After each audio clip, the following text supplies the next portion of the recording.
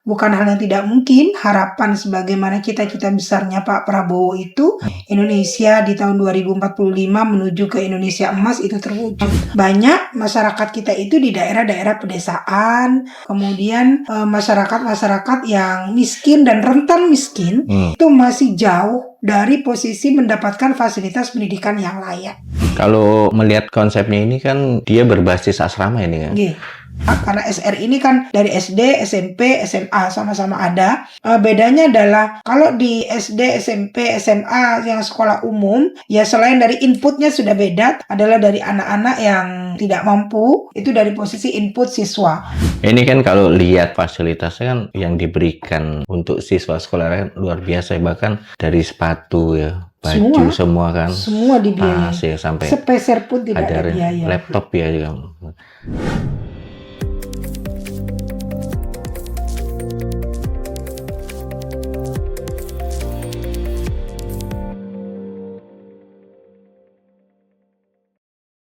Bismillahirrahmanirrahim. Assalamualaikum warahmatullahi wabarakatuh.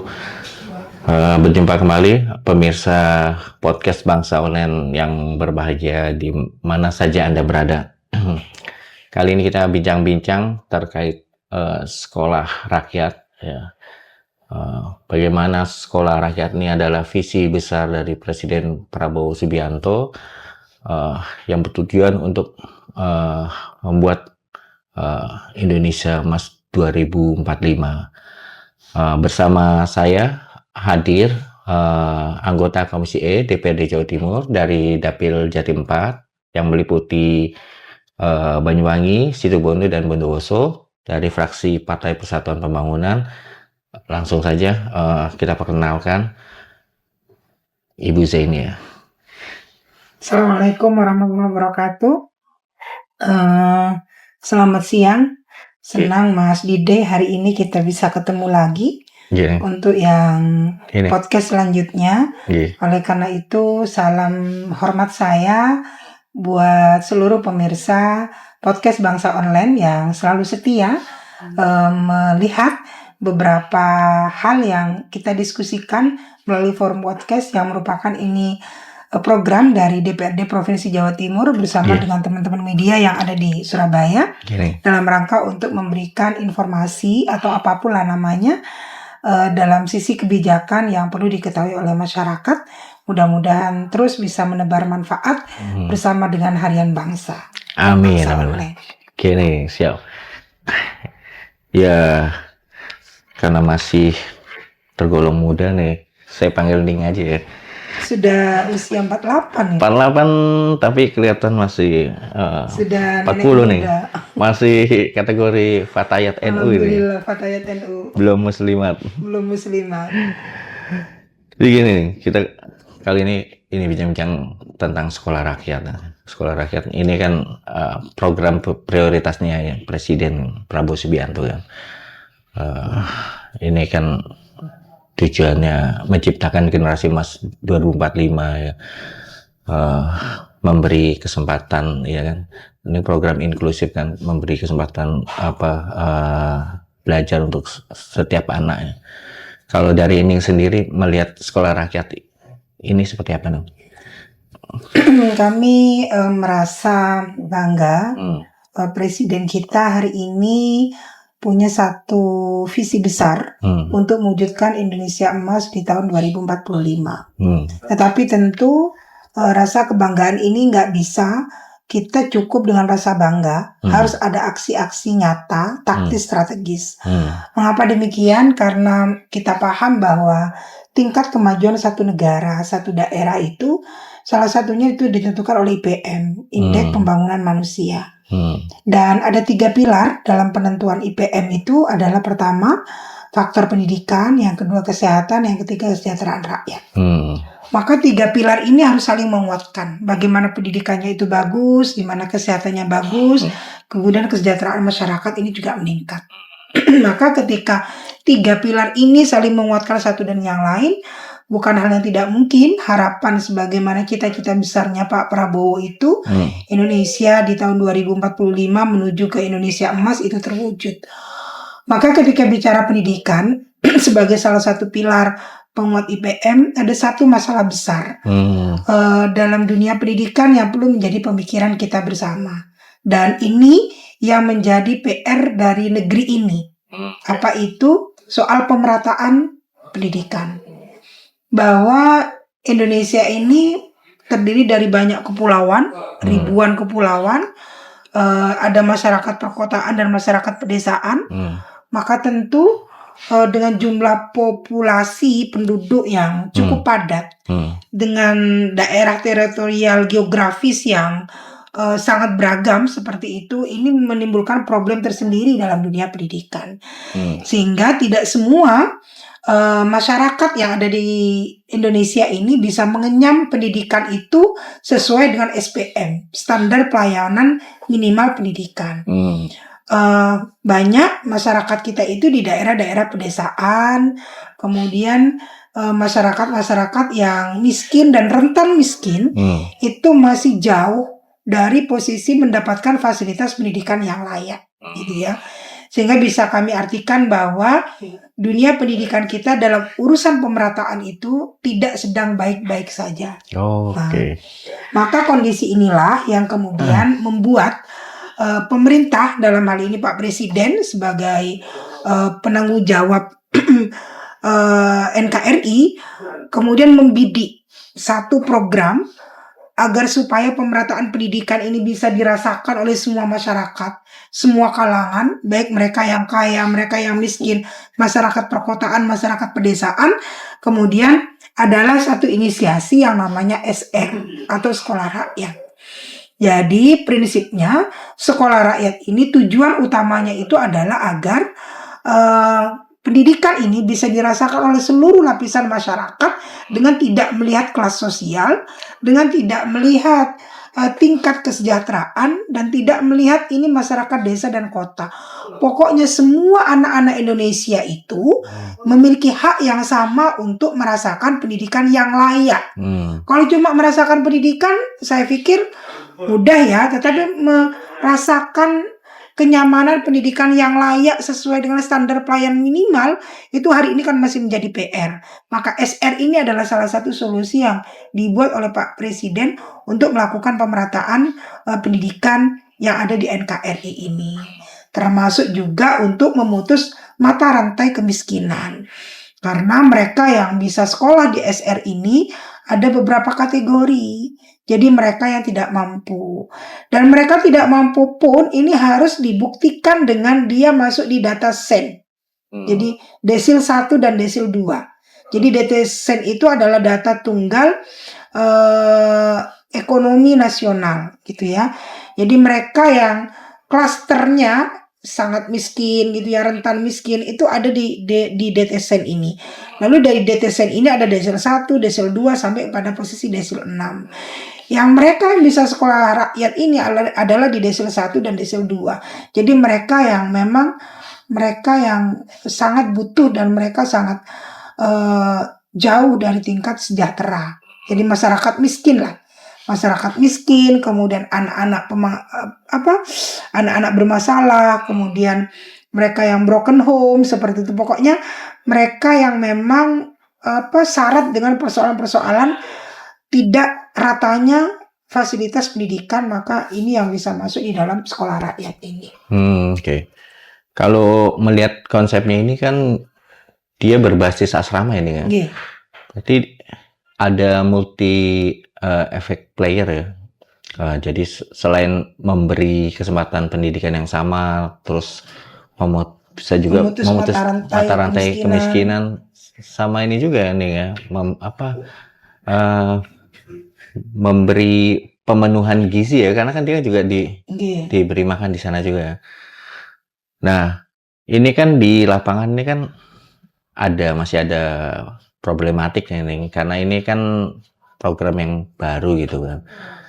Kayak contoh sekolahnya gitu loh, bangunannya gitu loh. Nah, kalau di lapangan tuh jenengan melihatnya bagaimana nih masalah Kebetulan kekurangan kami keluarga? itu dalam 3 bulan terakhir ini, kami dari Komisi E, karena kami yang membidangi pendidikan, kami keliling ke sekolah-sekolah rakyat yang ada di Jawa Timur. Jadi ada target Jawa Timur ini, insya Allah Jawa Timur itu yang paling banyak sekolah rakyatnya. Jadi dari 38 kabupaten kota, memang tidak semua kabupaten kota punya sekolah rakyat. Jadi ada sekitar target pemerintah provinsi itu ada 26 sekolah rakyat seperti itu, dan kita keliling untuk melihat dan memonitor kondisi real di lapangannya seperti apa. Apakah sudah sesuai dengan kriteria ekspektasi yang kita harapkan, karena kan ini posisinya sangat cepat ya. Jadi dicanangkan di tahun ini, kemudian bergeraknya juga di tahun ajaran baru kemarin. Jadi sangat cepat, berproses sangat cepat. Memang harus kita akui dari sisi infrastruktur gedung sekolah, banyak kabupaten kota itu yang memanfaatkan gedung-gedung yang kemudian hari ini masih belum dimanfaatkan secara maksimal. Jadi gedung-gedung pemerintahan yang kemudian kondisinya bagus, tetapi kemudian masih belum dimanfaatkan. Seperti itu dijadikan tempat untuk sekolah rakyat. Satu contoh misalnya di dapil kami itu di Banyuwangi itu adalah tempat balai pelatihan dari punyanya pemerintah Kabupaten Banyuwangi gitu ya, balai diklat ya, balai diklat itu yang kemudian yang ditaruh di Licin itu yang dijadikan tempat dari penyelenggaraan sekolah rakyat. Kemudian ada juga di Muncar seperti itu. Tetapi ke depan memang gedung-gedung yang saat ini masih posisi pinjam pakai, insya Allah akan dibangun infrastrukturnya sehingga bisa SR ini bisa mandiri secara infrastruktur, dan kemudian aset yang pinjam pakai kepada pemerintah daerah atau pemerintah provinsi bisa dikembalikan lagi untuk difungsikan sebagaimana mestinya seperti itu. Ini dari sisi infrastruktur. Kemudian kami juga melihat pada posisi makannya, karena SR ini kan full day school gitu ya. Jadi memang ada beda antara SR dengan sekolah umum lainnya, baik SD, SMP ataupun SMA, karena SR ini kan dari SD, SMP, SMA sama-sama ada. Bedanya adalah kalau di SD, SMP, SMA yang sekolah umum, ya selain dari inputnya sudah beda, tadi yang saya sampaikan adalah dari anak-anak yang tidak mampu, anak-anak miskin yang masuk desil 1 dan desil 2. Kalau sekolah umum kan ya masyarakat umum lah, itu dari posisi input siswa. Kemudian yang kedua dari posisi pembelajaran.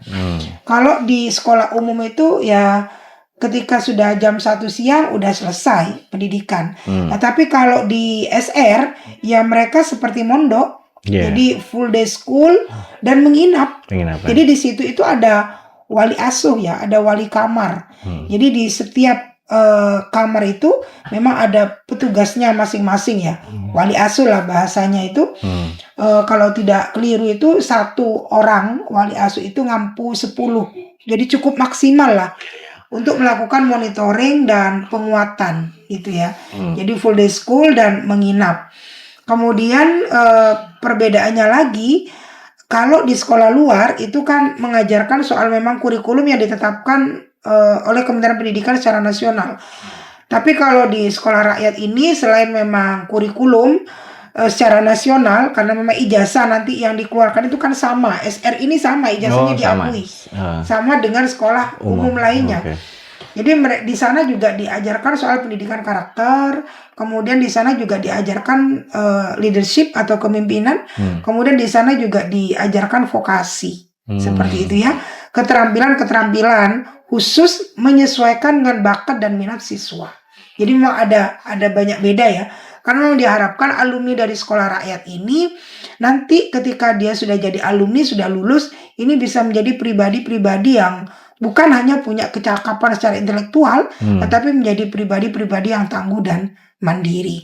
Jadi memang siap berkompetisi, kemudian siap menghadapi situasi dan keadaan yang ada di tengah-tengah masyarakat. Jadi memang perbedaannya luar biasa. Jadi kalau kita lihat tadi itu dari infrastrukturnya begitu, memang ada yang masih pinjam pakai. Kemudian pada posisi konsumsinya, makannya anak-anak itu semuanya ditanggung gitu ya. Dan itu dengan kualitas gizi yang bagus. Bukan sekedar makan gitu ya. Jadi 4 sehat 5 sempurnanya itu menunya benar-benar diperhatikan. Jadi diatur jam makannya, diatur menunya seperti itu ya, oleh orang yang memang punya kompeten dalam urusan gizi seperti itu. Jadi insya Allah sudah cukup baik lah ya. Dan kalau kami lihat dari posisi permakanannya anak-anak sekolah rakyat itu sudah bagus. Jadi nggak hanya kualitas pendidikannya, tapi ini ya nutrisi makanannya ya. Oh ini keren ya nih ya sekolah rakyat ini. Mungkin kalau orang tua paham ya kan, dengar ini pemaparan jangan, bisa jadi nanti anaknya dipindah gitu. Ke SR. Tapi kan ada kriterianya. Ada kriteria ya. Tidak semua anak bisa masuk ke SR. Nah, berarti kan nantinya itu bangunannya permanen ya nih ya, ke depannya. Permanen. Cuman karena ini masih masa transisi. Masih ada beberapa yang pinjam pakai. Memanfaatkan ini ya, gedung yang ada. Tapi dengan kualitas yang bagus. Bukan berarti gedung-gedung yang kondisinya tidak baik lalu dipaksakan dijadikan tempatnya sekolah rakyat, tidak. Seperti itu. Fasilitasnya bagus. Jadi bangku mebelernya luar biasa bagus. Dan yang kapan hari itu kami monitor di daerah Probolinggo, kalau tidak keliru kami datang ke sana, sudah pada posisi penyiapan pemberian laptop kepada siswa. Jadi terjamin lah dari sisi kualitas dan mutu pendidikan. Nah ini kan gini nih ya, karena ini kan berbasis asrama. Berarti pengawasan kan penting nih. Harus. Nah, jenengan melihat peran guru ini di SR ini seperti apa nih? Ya memang mengajar di SR ini butuh kualifikasi khusus ya. Makanya kemudian tidak kemudian lalu yang penting ASN gitu ya. Jadi ketika rekrutmen itu mereka juga untuk tenaga SDM gurunya itu juga ada kriteria. Makanya salah satunya itu adalah mereka yang sudah mengikuti PPG misalnya ya, pendidikan profesi guru seperti itu masuk di situ. Karena memang program ini bukan berada di bawah Kementerian Pendidikan, tapi ini di bawah naungan Kementerian Sosial. Tentu tetap berkolaborasi dengan Kementerian Pendidikan. Kalau kepala sekolah itu mengambil dari ASN memang seperti itu ya. Berarti kan berkolaborasinya dengan dinas pendidikan seperti itu, yang ditempatkan itu menjadi kepala sekolah. Jadi mereka yang berada di sana itu rata-rata adalah orang-orang yang memang posisinya sudah sesuai secara kualifikasi dari sisi kualitas ya. Karena memang di sana itu mereka yang menjadi guru di sana itu banyak tenaga-tenaga yang masih baru, masih grace ya. Bukan mereka yang mengajar sampai sudah 20 tahun, 25 tahun, tidak. Jadi memang mereka didiklat terlebih dahulu untuk menjadi guru di sekolah rakyat. Setelah rekrutmen, diterima, mereka ada diklat khusus memang untuk menjadi guru di sekolah rakyat. Karena di situ kan pembelajarannya diintegrasikan antara pendidikan karakter dengan kurikulum seperti itu. Sehingga ketika mengajar nih, itu juga sambil lalu memasukkan pendidikan karakter di posisi pembelajaran. Belum lagi di luar pembelajaran. Jadi dalam kehidupan keseharian mereka itu ada tradisi pembiasaan untuk melatih kedisiplinan seperti itu.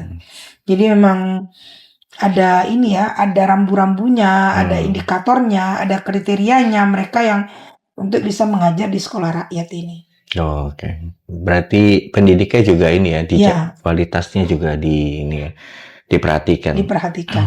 Terus kan kalau ini kan program nasional ini. Artinya standarisasi sama nih ya, antara yang misalnya di Banyuwangi, yang di Sidoarjo sama di Malang, di gitu Malang ya, sama. Mungkin lebih besar gitu kan kotanya gitu kan. Oke, tapi Ya kan? kalau standarisasinya sama. Sama ya. Karena ini kan berpusatnya di kementerian. Hmm. Kami provinsi itu sifatnya dalam membantu mensupport seperti menyiapkan pada posisi mencarikan lokasi seperti itu ya, membantu menyiapkan infrastruktur. Tapi kalau urusan pendanaan, kebijakan apa semuanya itu kan di pusat seperti itu, di kementerian sosial langsung. Berarti SOP-nya sama ya? SOP-nya sama, tidak ada beda gitu ya. Berarti, karena memang ini kan untuk apa ya, untuk pemerataan, jadi tidak boleh ada perbedaan seperti itu. Di satu daerah dengan daerah yang lain tidak boleh ada perbedaan. Soal kemudian ada apa ya, kurikulum tersendiri menambah berdasarkan kearifan lokal di daerah tertentu, itu oke. Tapi hal yang sangat prinsip terkait dengan mutu kualitas pendidikan sama. Ya ini bagus nih ya buat pemerataan pendidikan di ini kan Indonesia ya. Mungkin kalau sekolah umum itu kan dia ada ini kan perbedaan yang ini kan agak kontras gitu antara yang di kota dengan yang di pelosok.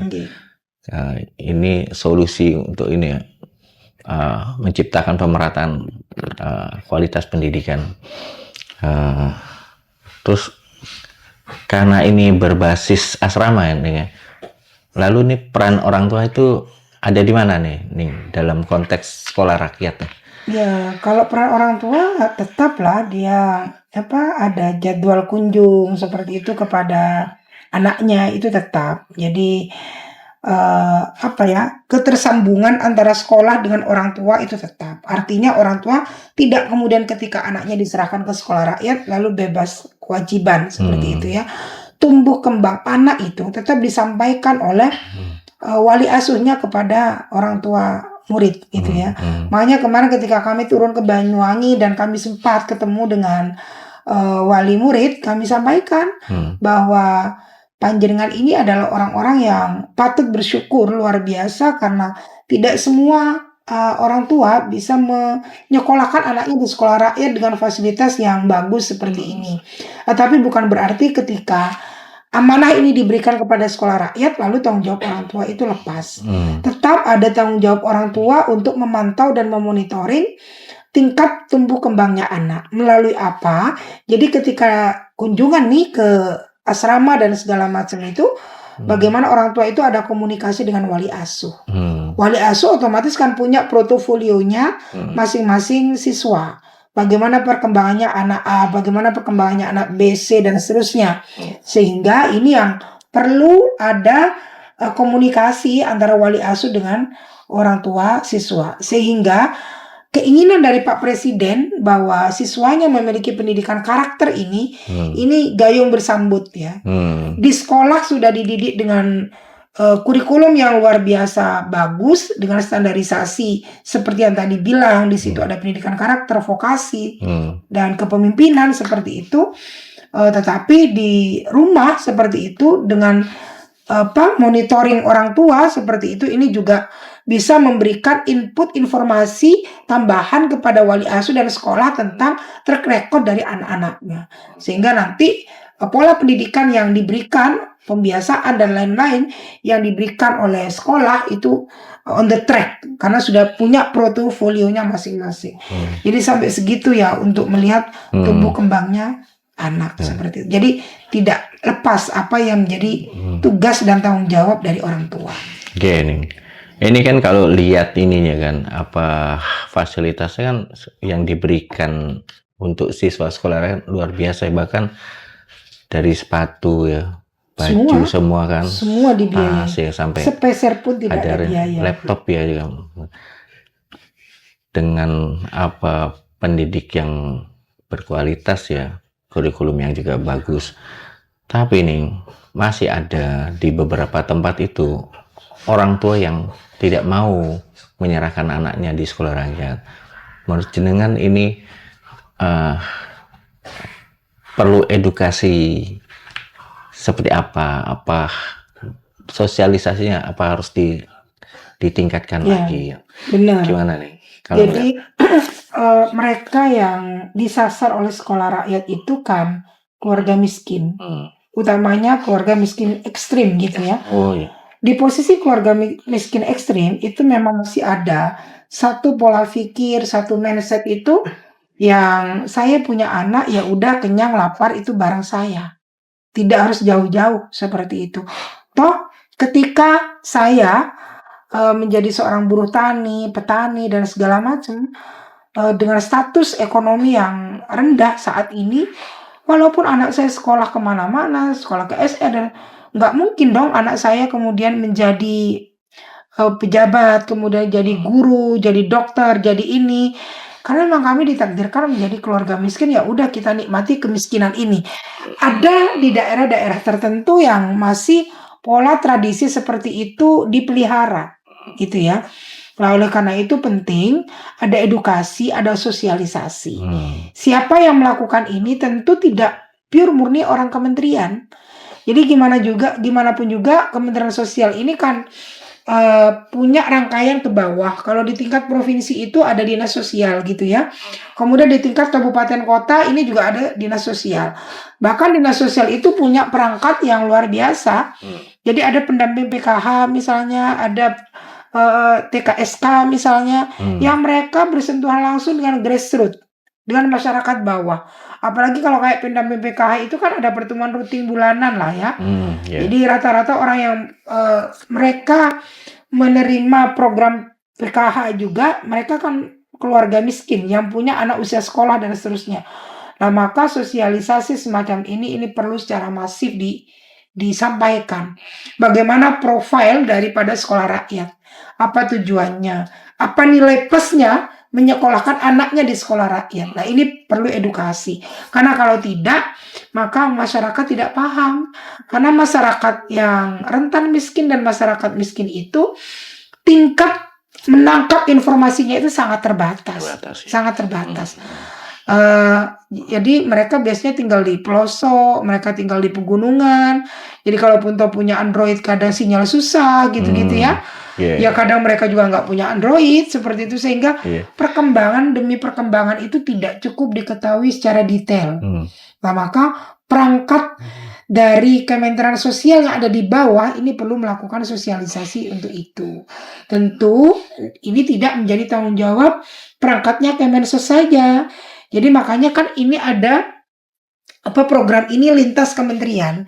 Jadi perlu backup juga dari Kementerian Pendidikan. Jadi di sekolah-sekolah ini juga perlu ada sosialisasi begitu juga. Jadi semua pihak yang punya peran yang sama, punya komunitas, ini bagaimana kita secara bersama-sama bisa melakukan sosialisasi untuk itu. Makanya ya semua orang harus paham eksistensi daripada sekolah rakyat itu seperti apa, sehingga bisa memberikan pemahaman yang utuh kepada masyarakat, sehingga masyarakat tidak menganut paham yang salah seperti itu soal SR ini. Artinya ini menjadi tantangan ya, jadi tantangan. Bagaimana mindset ya masyarakat, karena ini yang penerima manfaatnya kan ini masyarakat miskin, bahkan jangan bilang miskin ekstrim kan. Iya, miskin ekstrim. Terus kalau tokoh masyarakat itu atau tokoh agama perannya ada di mana nih dalam ekosistem sekolah rakyat ini? Ya, makanya perlu kolaborasi. Kami sempat sampaikan juga bahwa di sekolah rakyat ini tidak cukup hanya memfungsikan guru-guru yang ada di internal saja. Perlu ada kolaborasi dengan tokoh-tokoh masyarakat yang ada di sekitar. Misalnya dalam hal pembiasaan, tradisi, kemudian penguatan nilai moralitas dan segala macam. Ini perlu jadi dari tokoh agama atau tokoh masyarakat yang memang punya kapasitas memberikan arahan, memberikan spirit seperti itu. Ini juga digandeng oleh sekolah rakyat untuk memberikan penguatan terhadap anak-anak kita yang ada di SR. Jadi memang perlu kolaborasi agar kemudian juga tokoh-tokoh masyarakat ini, tokoh-tokoh agama ini paham nih SR itu sebenarnya seperti apa. Sehingga ketika beliau-beliaunya paham, mereka paham, mereka juga bisa mensosialisasikan kepada masyarakat. Karena kalau di masyarakat pedesaan, masyarakat pegunungan, masyarakat yang rentan miskin, tingkat ketergantungan kepada tokoh itu kan kuat. Iya betul. entah itu tokoh kultur, entah itu tokoh masyarakat, entah itu tokoh agama, tingkat ketergantungannya itu kuat. Jadi siapa yang dituakan, siapa yang disegani, cenderung maka apa yang disampaikan itu yang diikuti. Nah, maka penting juga menggandeng tokoh masyarakat, tokoh agama untuk melakukan sosialisasi ini. Oke, berarti peran eksternal juga penting ya Penting. dalam sekolah rakyat ini. Terus kalau Jawa Timur ini kan provinsi besar ini ya. 38 kabupaten kota. 38 kabupaten kota, luasnya 3 kali lipat Timor Leste. Jumlah penduduknya lebih banyak dari Malaysia malah. Iya. Jumlah desanya juga besar ya, 14.000 lebih. Di program-program prioritas presiden ini, Jatim ini selalu yang paling banyak nih kan, di MBG-nya yang paling banyak. Terus di ininya apa? Di MBG, di apa? Sekolah rakyat, di Koperasi Merah Putih kan. Nah, jenengan nih melihat sejauh ini MBG di Sekolah Rakyat dan Koperasi Merah. Pelaksanaan sekolah rakyat di Jawa Timur seperti apa nih? Kalau pelaksanaan sekolah rakyat di Jawa Timur kami lihat sudah cukup bagus seperti itu ya. Jadi support dari pemerintah provinsi dalam menangkap keinginan Pak Presiden melalui program ini bagus ya. Jadi stakeholder kami yang ada di Dinas Sosial Provinsi Jawa Timur yang dipimpin oleh seorang perempuan, Bu Novi, karena kebetulan kepala dinasnya itu adalah perempuan. Perangkatnya semuanya alhamdulillah jalan dengan baik. Jadi sepanjang kami keliling melakukan monitoring ke sekolah rakyat itu belum ada keluhan-keluhan yang sangat prinsip seperti itu ya. Artinya semuanya jalan. Dan ketika dikatakan bahwa Jawa Timur itu dapat kuotanya lebih banyak, terus ininya lebih banyak, menurut saya wajar karena memang Jawa Timur itu adalah provinsi besar dengan tingkat kepadatan penduduk yang cukup banyak dan jumlah kabupaten kota yang besar. Sehingga tentu tingkat kebutuhan masyarakat ini juga besar. Maka tentu karena tingkat kebutuhan masyarakat Jawa Timur lebih besar, tentu kuotanya itu slotnya harus dibuka lebih lebar memang seperti itu. Jadi menurut saya itu berimbang dengan tingkat kebutuhan yang ada. Kalau apa sebuah program itu kan ada plus minusnya ya kan. Kalau tadi kan plusnya tuh sudah dipaparkan tuh bagus. Terus kekurangannya apa sejauh ini? Kalau bicara kekurangan mungkin pada posisi sebaran ya. Jadi karena mungkin ini karena program awal. Dari 38 kabupaten kota sebagaimana yang saya bilang tidak semua kabupaten kota itu yang punya SR gitu ya. Di kabupaten kami aja di Situbondo, di tempat kami tinggal itu masih belum ada SR seperti itu ya. Cuma memang semua pengennya kita ngembangkan dengan pengembangan yang luar biasa dengan kuantitas yang cukup banyak dengan dibarengi kualitas. Tapi memang anggaran untuk ini kan lumayan besar seperti itu ya. Maka sebenarnya ini hanya saya secara pribadi saja, hanya pandangan pribadi saja. Di daerah-daerah kabupaten kota yang mungkin belum dibentuk SR karena memang belum punya gedung yang memadai untuk mendirikan SR dan keterbatasan anggaran dan segala macam. Tapi di situ ada pondok pesantren yang itu kalau kita lihat, kalau di pondok pesantren itu ya pendidikan karakternya ditanamkan. Di situ juga sudah ada ketua kamar seperti itu ya. Kemudian makannya juga di dalam pondok seperti itu. Jadi mungkin perlu juga dipertimbangkan program integrasi kebersamaan antara SR ini dengan pondok pesantren seperti itu ya. Jadi mungkin kayak di Situbondo, kayak di Bondowoso itu kan ada banyak pondok pesantren. Jadi dan kiai-kiai, pengasuh-pengasuh itu kan beliau itu ikhlas melayani umat seperti itu ya. Jadi beliau-beliau tidak menuntut gaji, beliau-beliau tidak menuntut apapun, bahkan beliau-beliau itu memberikan sesuatu yang beliau punya untuk menghidupi pondok pesantren, menghidupi santri dan seterusnya. Jadi akan sangat baik kalau menurut saya, sekali lagi ini masih pandangan pribadi, itu dikombinasikan atau dikolaborasikan dengan pondok pesantren. Tentu dengan tetap pertama menghargai kearifan lokal pondok pesantren. Karena pondok pesantren tidak bisa diintervensi dengan kebijakan pemerintah. Gitu ya. Jadi ownernya pondok pesantren ya pengasuh, ya kiai, ya ibunya yang punya pondok, kan seperti itu. Nah, tapi kalau kita lihat dari kurikulumnya, pendidikan karakternya, pembiasaannya, kemandirian yang diajarkan, itu kan mirip dengan pola-pola pendidikan yang ada di pondok pesantren. Mungkin tinggal di pondok pesantren itu dibuat sekolah unggulan. Gitu. Nah, sekolah unggulan inilah yang kemudian SR berbasis pondok pesantren seperti itu. Tapi ini hanya pemikiran nurani kami. Nah, sehingga keterbatasan pemerataan sekolah rakyat di tiap kabupaten kota, kalau ada sinergitas seperti ini bisa tercukupi. Itu kalau menurut kami seperti itu. Tapi ini mungkin pemikiran yang butuh kajian yang komprehensif. Harus dilihat dari semua sisi. Dari sisi pondok pesantren bagaimana tidak merugikan seperti itu. Kalau pemerintah saya yakin pasti tidak dirugikan, bahkan diuntungkan seperti itu ya. Karena bisa nambah kurikulum pondok pesantren juga di situ. Pendidikan keagamaan juga bisa masuk di situ. Tetapi bagaimana tidak ada ketika kolaborasi ini tetap kearifan lokal, budaya pesantren dan segala hal yang dimiliki oleh pondok pesantren itu tetap kita junjung tinggi. Dari sisi ini tidak boleh diganggu. Nah, ini yang perlu dilakukan kajian mungkin ya. Plus minusnya seperti apa? Iya, ini menarik nih. Sebenarnya yang jenengan sampaikan juga sudah jadi diskusi terbatas di ada teman-teman jurnalis Nahdien gitu. Jadi karena sekolah rakyat ini kan mirip gitu dengan pesantren. Gitu. Dan di beberapa wilayah itu ada pondok pesantren besar yang sudah mengakar ya kan, tingkat kepercayaan sangat tinggi, tingkat masyarakat, kepercayaan masyarakat kepada kiai juga ini kan sangat besar gitu. Di sana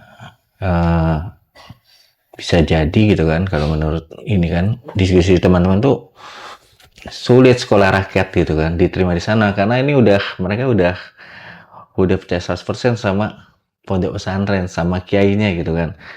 Tapi di satu sisi ketika di wilayah itu yang pesantrennya tidak besar, tidak kuat, justru dia sekolah rakyat ini bisa mereduksi gitu.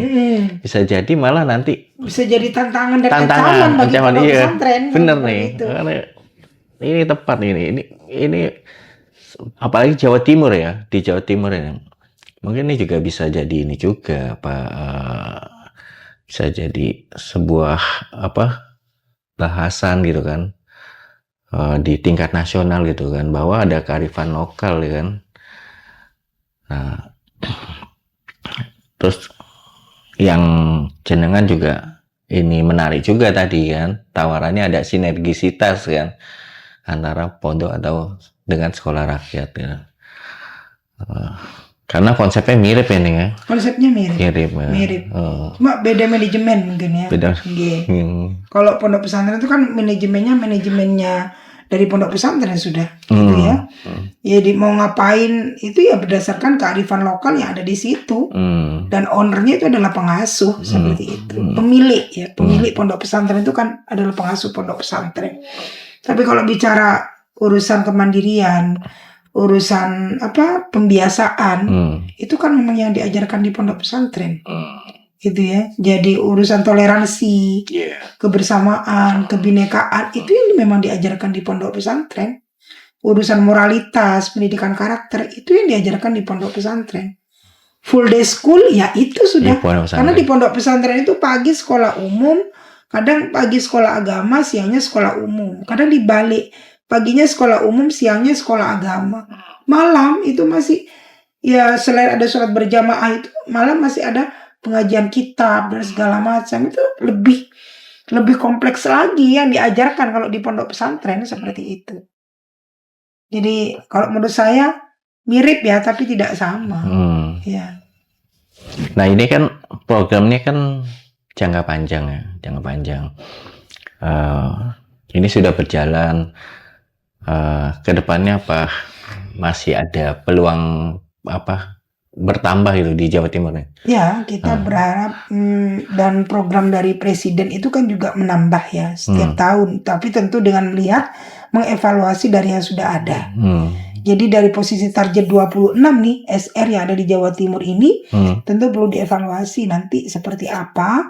Kemudian bagi yang kabupaten kota yang masih belum ada itu nanti posisinya seperti apa. Jadi tentu karena ini program salah satu pilar untuk menuju Indonesia Emas yang tadi dibilang itu ke 2045, tentu ini bagaimana tidak terhenti program ini. Kalau ini terhenti, eman-eman anggaran yang sudah digelontorkan karena lumayan besar. Coba makannya aja berapa, kemudian penyediaan gurunya seperti apa, infrastruktur pendidikannya bagaimana. Jadi lumayan cukup besar lah untuk penganggaran negara yang dikeluarkan untuk sekolah rakyat ini. Jadi kalau kemudian ini menjadi musiman, hanya menjadi mohon maaf, menjadi programnya Pak Prabowo saja, lalu nanti berganti presiden misal, karena kan kondisi politik nasional kita tidak pernah paham. Apakah ada Pak Prabowo jilid 2 seperti itu ya, atau mungkin digantikan orang lain. Ya kita berharap program ini berkesinambungan.